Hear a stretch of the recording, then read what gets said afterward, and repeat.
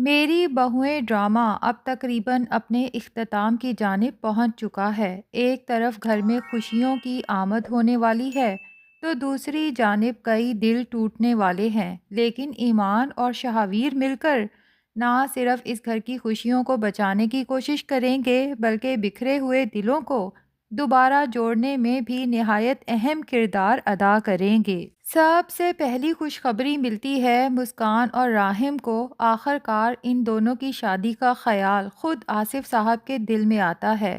آصف صاحب اس بات کو بخوبی سمجھ چکے ہیں کہ گھر کے مسائل تو چلتے ہی رہیں گے، مگر ان مسائل کی وجہ سے بچوں کے ساتھ اس حد تک ناانصافی کرنا بالکل درست نہیں۔ مسکان اور راحم پہلے ہی اپنی شادی کے معاملے میں بہت صبر اور برداشت کا مظاہرہ کر چکے ہیں، اب ان کے صبر کو مزید آزمانا مناسب نہیں۔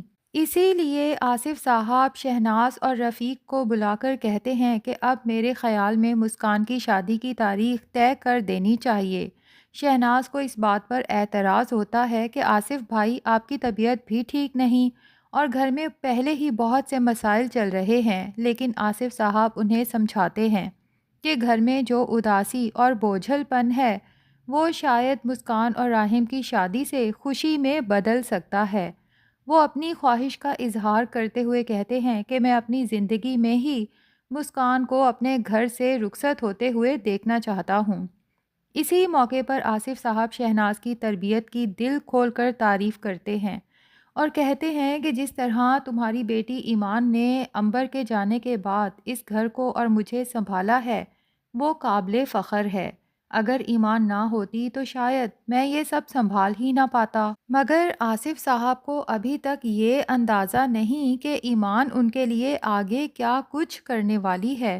جہاں آصف صاحب کے تینوں بیٹوں کے دل میں یہ خیال تک نہیں آیا، وہیں ایمان یہ سوچتی ہے کہ اگر ابا کی دکان واپس خرید لی جائے تو نہ صرف وہ مصروف ہو جائیں گے بلکہ ان کی خوشیاں بھی لوٹ آئیں گی۔ ایمان کو بخوبی احساس ہے کہ دکان بیچنے کے بعد ہی ابا کی صحت خراب ہونا شروع ہوئی تھی اور شاید امی بھی یہی غم دل میں لیے اس دنیا سے رخصت ہو گئیں، لیکن اب ایمان کسی بھی صورت آصف صاحب کو کھونا نہیں چاہتی۔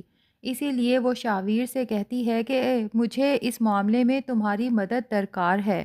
ایمان خود اپنے آفس سے لون لیتی ہے اور وعدہ کرتی ہے کہ وہ اپنی تنخواہ سے ایک ایک روپیہ لوٹائے گی۔ شاہویر جب ایمان کے ساتھ دکان خریدنے جاتا ہے تو دل ہی دل میں 100 بار سوچتا ہے کہ میرے ماں باپ نے میرے لیے کتنی بہترین ہمسفر کا انتخاب کیا ہے۔ ایمان جیسی لڑکی تو چراغ لے کر ڈھونڈنے سے بھی شاید نہ ملے، اور میں کتنا بڑا بیوقوف تھا جو ایمان پر اس مہنور جیسی لالچی عورت کو ترجیح دے رہا تھا۔ وہیں سہیل بھائی بھی ایمان کی تعریف کرتے ہوئے کہتے ہیں کہ بیٹا، اللہ ہر کسی کو تمہارے جیسی بہو نصیب کرے۔ وہ شاویر سے بھی کہتے ہیں کہ تم تو واقعی ہی بہت خوش نصیب ہو جو تمہیں ایمان جیسی بیوی ملی۔ سہیل بھائی یہ بھی بتاتے ہیں کہ میں نے یہ دکان دراصل اپنے مالی حالات کی وجہ سے بیچنے کا سوچا ہے، مگر دل سے یہی چاہتا ہوں کہ یہ کسی اور کے پاس نہ جائے بلکہ آصف صاحب ہی واپس آ کر اپنے تینوں بیٹوں کے ساتھ مل کر اسی شان و شوکت سے اس کاروبار کو پھر سے سنبھالیں۔ جب سہیل بھائی نے یہ بات پہلے آصف صاحب سے کی تھی تو آصف صاحب نے تو صاف کہہ دیا تھا کہ خواہش تو میری بھی یہی ہے، مگر میری جیب اس بات کی اجازت نہیں دیتی۔ آخر وہ کس منہ سے بتاتے کہ دکان بیچ کر وہ اپنے تینوں بیٹوں کو ان کا حصہ دے چکے ہیں اور اب وہ تینوں نہ یہ دکان خریدنا چاہتے ہیں، نہ ایک ساتھ کاروبار کرنا چاہتے ہیں، بلکہ وہ تو ایک ساتھ رہنا بھی پسند نہیں کرتے۔ بہرحال ایمان کے آفس کے لون، اپنی سیونگز، گاڑی اور زیورات فروخت کرنے اور شاہویر کی رقم شامل کرنے کے باوجود جو رقم اکٹھی ہوتی ہے وہ دکان کی پوری قیمت سے کافی کم ہوتی ہے۔ اس پر ایمان سہیل بھائی سے عاجزی سے درخواست کرتی ہے کہ فی الحال آپ یہی رقم رکھ لیں اور دکان ہمارے حوالے کر دیں۔ میں وعدہ کرتی ہوں کہ باقی کی رقم بھی جلد ادا کر دوں گی۔ سہیل بھائی خوش دلی سے اس پر رضامند ہو جاتے ہیں۔ جب ایمان اور شاہویر گھر واپس آتے ہیں تو شاہویر جذباتی ہو کر ایمان سے کہتا ہے کہ مجھے سمجھ نہیں آتی میں کس منہ سے تمہارا شکریہ ادا کروں۔ تم نے مجھ پر بہت بڑا احسان کیا ہے، مگر ایمان صاف کہہ دیتی ہے کہ میں نے آپ کے لیے کچھ نہیں کیا۔ یہ دکان میں نے ابا کے لیے خریدی ہے۔ وہ صرف آپ کے والد نہیں بلکہ میرے بھی بہت کچھ لگتے ہیں اور ابو کی طرح ہیں۔ شاہویر کو پورا یقین ہے کہ جب ابا کو یہ دکان واپسی کی خوشخبری ملے گی تو وہ آریان بھائی اور المیر سے بھی اپنی ساری ناراضگی بھلا دیں گے۔ شاہویر یہ بھی دیکھ چکا ہے کہ آریان اور المیر دونوں بہت شرمندہ ہیں اور ابا سے معافی مانگنے کے خواہش مند بھی ہیں، مگر انہیں سمجھ ہی نہیں آ رہا کہ کس منہ سے معافی مانگیں۔ جب شاہویر یہ خوشخبری آریان اور المیر کو سناتا ہے اور یہ بھی بتاتا ہے کہ ابھی کچھ رقم باقی ہے جس کا بندوبست ایمان جلد کر لے گی تو دونوں بھائی مزید شرمندہ ہو جاتے ہیں۔ آریان فیصلہ کرتا ہے کہ وہ اب مزید مہک کی باتوں میں نہیں آئے گا اور دکان میں سے اپنا حصہ ایمان کے حوالے کر دے گا۔ المیر بھی سوچ لیتا ہے کہ وہ فبیہہ کے والد کے ساتھ بوتیک میں لگایا ہوا اپنا حصہ واپس لے کر ایمان بھابھی کو دے دے گا، یوں دکان کے بقایا جات بھی ادا ہو جائیں گے۔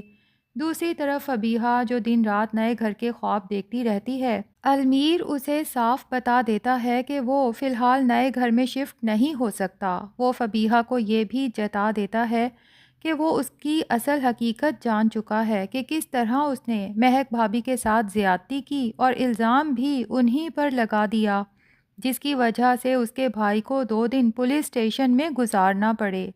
فبیہہ اگر شرمندہ ہوتی تو شاید المیر اسے معاف کر بھی دیتا، مگر وہ ڈھٹائی سے اسے دھمکی دیتی ہے کہ اگر تم میرے ساتھ الگ گھر میں شفٹ نہ ہوئے تو ہمارا رشتہ خطرے میں پڑ جائے گا۔